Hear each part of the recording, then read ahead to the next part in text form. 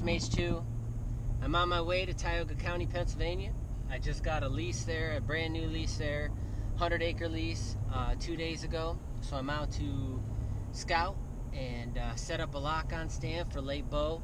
See if I can't get a buck on the ground. I still got my PA buck tag. And I'm going to show you how I go through the whole process. I'm going to show you how I scout. I'm going to show you how I look for sign, look for food sources, look for bedding areas, and how I set up my stands, my lock-on stands, and basically do a start to finish video on a new property that I've never set eyes on. For all you guys that are new to hunting, leasing is something that I like to do versus hunting public land. With a lease, I kind of have a little more control over the pressure that is in the area, and also people aren't going to steal my stuff.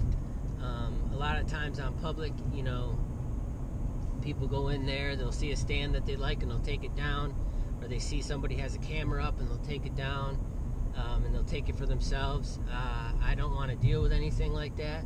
Although this next season I'll be hunting a lot of public in Nebraska, South Dakota, hopefully Ohio, and more states for next season. But for this particular video, I'm showing you guys how I go into a property.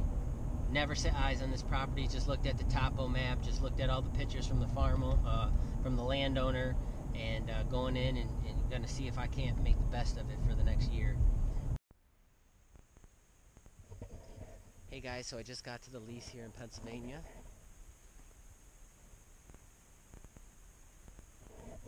This looks like a really good lease. I saw a tree stand when I first got here on the property, so I'm thinking that the guys that leased it before me just didn't grab their tree stands. So I might have picked up a couple new stands, but I'm gonna get in here and do some scouting. We got a deer trail right here coming out into this field, so let's go see what this looks like.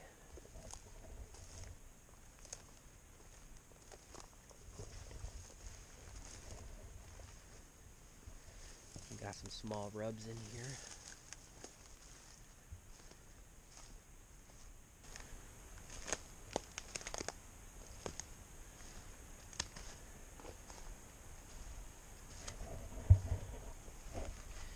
Right here we got some old rubs on these trees.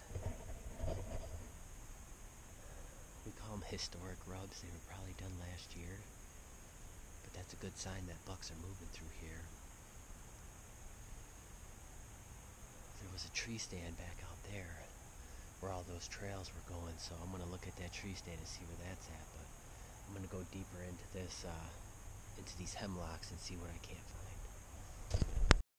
This right here, this is a more fresh rub right here, and you can see that that buck had rubbed on this line too. It looks like he got trails going out to this field all through here, but he definitely hit this tree and hit this tree. It looks like a smaller buck though that would have done that. There is a lot of trails through here, so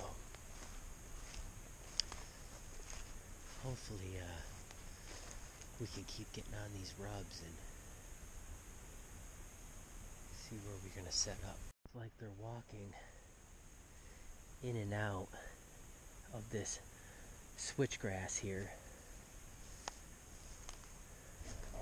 Inside where the pines were, they're all dropped over, so my guess is they're probably using this switchgrass as a travel corridor because it is so thick in there you can barely get through it, let alone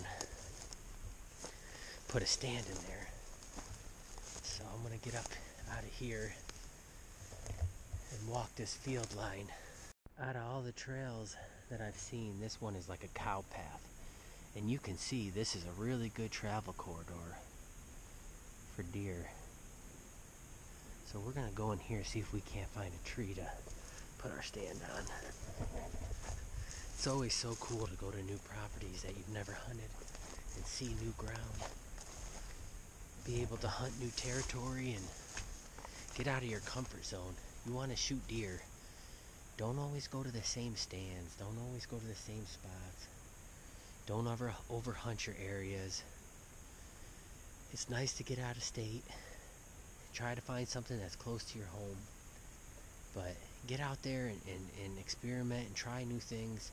You're going to make mistakes. You're going to mess up. But that's what hunting's all about, is getting better at what you're doing, learning and improving every year. But this looks like it's going to pay off. What I'm doing now is I'm setting up a cell camera. So every time a deer comes through here, it's going to take a picture and send that picture directly to my phone. This is a muddy camera. I like these a lot because, like, for me, I only have a little bit of time to scout this area, let it rest about a week and a half, and then come here and hit this late season archery in Pennsylvania, try to fill my buck tag. So it's nice to have a cell camera because you can see what's going on, exactly when it goes on, and I don't have to come back here and disrupt the area. The next time I come back here, I might come back to put another stand up, but it's going to be to hunt. So cell cameras, if you get them, they're pretty cheap, about $100 for the muddies, and then you can get the plan. It's about $10 a month. So altogether, throughout the season, you might be $200 in, but that's a great price to pay if you can get your chance at a nice buck and some deer. So what's up, guys? I'm walking out.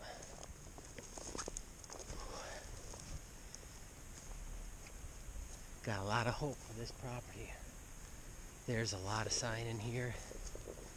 There's just tons of beds and trails and rubs. I didn't see any scrapes, which is weird, but I was limited on time. So tomorrow when Melissa and I come back out here, hopefully we can get these stands set up and put a buck down on the ground. Yeah, baby. Tioga County, PA. Late archery season. See how it happens. Stay tuned.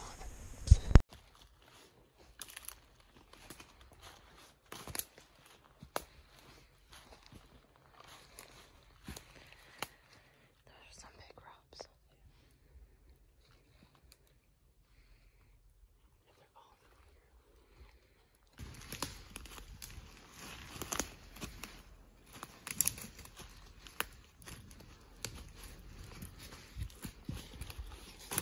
Got a rub right here.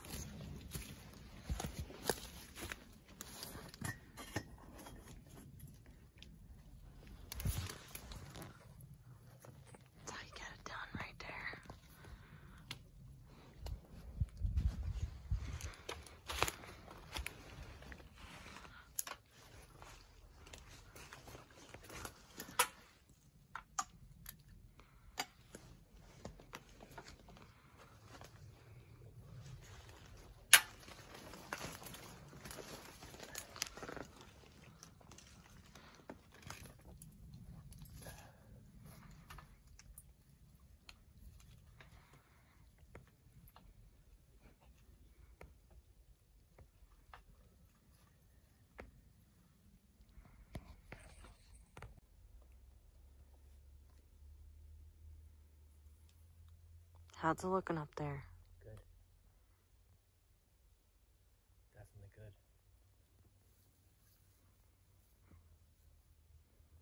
You're right on their trail. Yep, I saw some deer poo-poo. Camera's over there.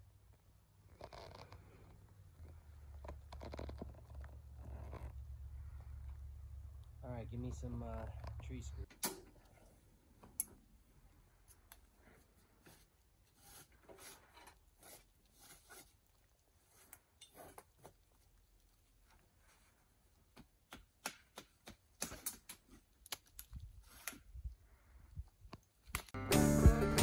Hey guys, I'm back in the truck.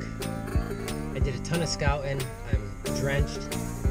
It started downpouring when I was out there, but I was able to get another cell camera up.